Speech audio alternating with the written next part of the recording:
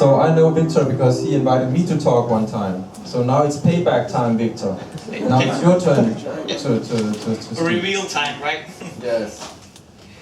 Alright guys, yeah, as Kasper said, I know him from another occasion and from another organization that I was a part of. And I think that even more proves that this thing is all about networking and knowing people, one another.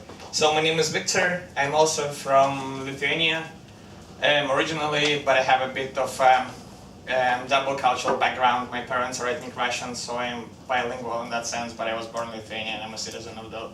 If you don't know where is it, it's in the Baltic state area, not far away from here. It's not in Africa or somewhere else. It's because I know some people who have some problems with finding out where that is. So I'm just, how I thought about I'm gonna structure in a way this kind of presentation. Sometimes I'm gonna tell you my story and derive the lessons learned from that and then the experience that I faced. So I came to Denmark five and a half years ago, oh my god. And I ended up in a town. If Ignas said that Odense is a small town, then I ended up in Sonneborg, which is 27,000 people population. Just in comparison, if you guys know Parken Stadium down there, it's holds more than 40,000 people. So like, and the amount of people were there. And I was just a school graduate. I was 18 years old. So I came here without friends, without girlfriend, without Danish language. My English language was, well, I got the top grades for English language at school, but I felt like I didn't really have experience in talking and communicating. I didn't know anybody in the town, even though there were only 27,000 people there.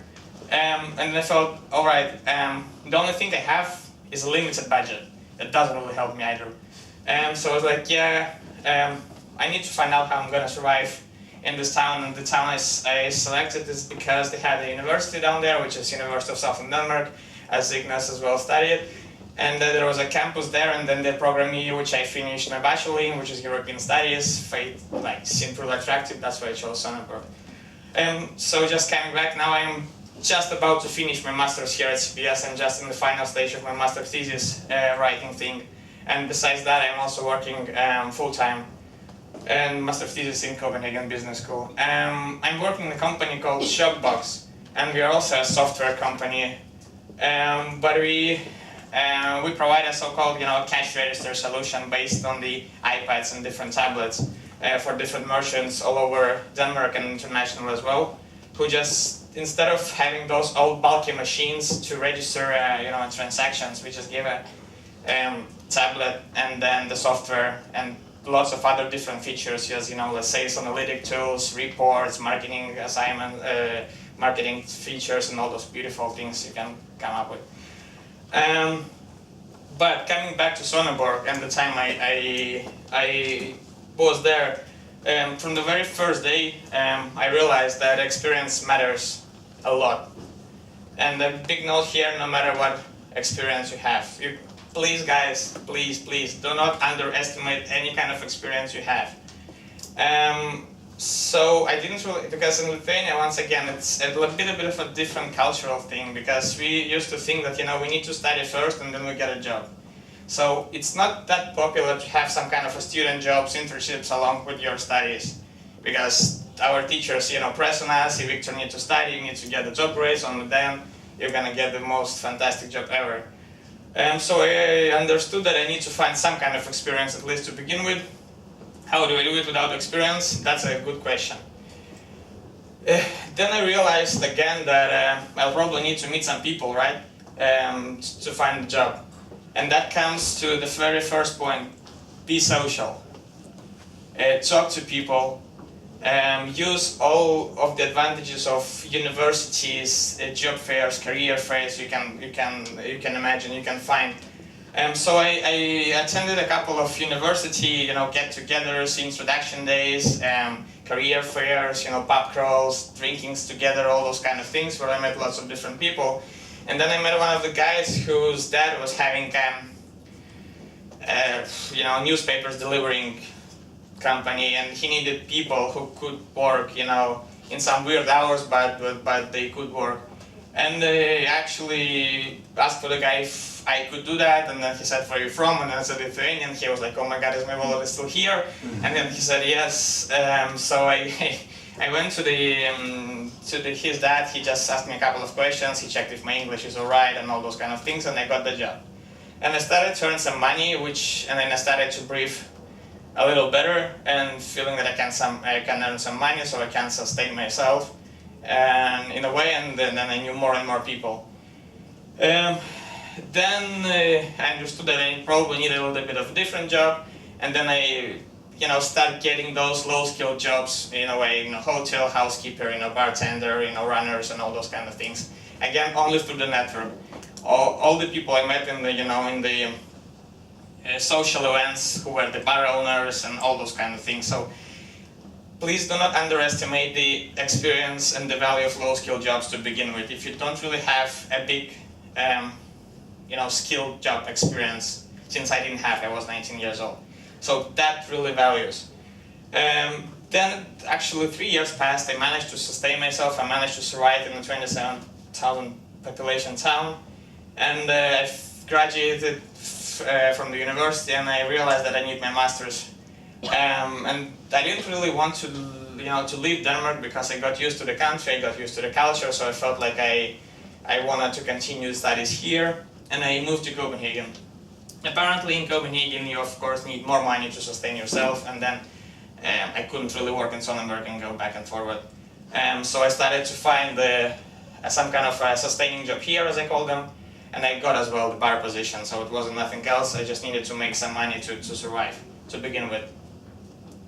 Then I saw that I'm managing my studies pretty well, and I have still quite a time left behind for some extracurricular activities, as you might call them. And then I started to attend all the career fairs possible that CBS is really good at providing. I started to use portals like Work in Denmark, Job Index, Graduate Land. There are pretty lots of them. Another thing here, that may be a real primitive comment, but please be active in searching the jobs. Just saying to yourself that, well, this week I've sent 7 applications solicited through the websites I searched is not really enough. Facebook groups helps a lot as well in that sense. So please make again use of all the activities that are happening around, and Denmark is a really good place to make use of those. So and then at one of the fairs in CBS, I came across a company called 180 Degrees Consulting. It's a student consulting based organization that were seeking for student consultants to help NGOs and the small companies that couldn't pay for the consulting services to improve their skills. And I applied for that, and I got the interview, and I got accepted as a student. And half a year for free, of course, we worked on a project and with an NGO, and we got lots of consulting experience skills because our teachers, our mentors were consulting from the big companies like Implement Consulting, and that helped a lot as well. After I finished that one, I reached the point when I was done with all my subjects in a way, and I had my master thesis left. I was lost at that point. What should I write about? What should I do? And I again started actively to search for something else. Once again, I attended one of the career fairs, and I got to speak to one of the dudes who was saying that he knows a lot of startups companies here in Copenhagen, and now they are seeking lots of people, and he couldn't guarantee that I will get money for that, but I could get real valuable experience. So he got me connected to one of our current CEO in Shopbox, and I sent him a beautiful cover letter, as my colleagues said, saying that what I really want to work for them, that they're a beautiful company, and so on. And I got to the interview.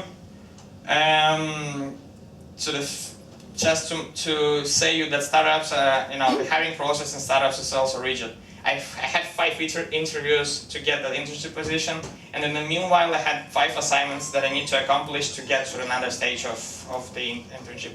And I really need to work my ass off, because I really need to show that I'm really interested in that internship, and why is it me and why is it not other probably 20-30 people for that. So I got the job, the internship. 3 months later I got the full-time position there. I'm not sure how relevant is it, but since you get that kind of internship, free internship in the company, it's only the very first stage you arrive at. Some people just say, hey, finally I got the job, I'm not gonna do it, I'm just gonna come from 8 in the morning till 4, I'm gonna sit down and chill and like, do the daily assignments. But first, in a startup world, it doesn't work like that. There you really need to show the initiative and really need to impress people why that their decision has been really right. And then I tried to do all the best what concerned my responsibilities, and then people started to realize that I can handle some more tasks even though I have my thesis. Nobody cares about other things that happens in your life besides if you can handle more, here you are. And then I got a lot of different things. I started as a business developer, so I was reaching out to the people internationally, talking, hey, do you want to work with Shopbox and all kind of stuff. Yeah, and then I switched to the product management thing. Well, you guys can talk to me afterwards about that. So just finalizing the things from my experience. No matter where you are, well, you're at a better position. You're in Copenhagen, which 1.5 million people, 1.1 million people, roughly. So you have way more opportunities to find something. So please be social. Please attend all the different kind of events, no matter if they're career fairs, pub crawls, all those kind of things. You never know who you're gonna meet there. Please show the effort at really showing the job. Do not say yourself that I send the applications and the miracle will happen. No, it won't. And come to startups. We have there are lots of locations that the startup centers are. If you really want to find out what they are, you can come to me afterwards in the networking and I can tell you a bit more about those 3-4 locations and the events that are actually coming up in a month or so. Thank you. Okay, thanks a lot.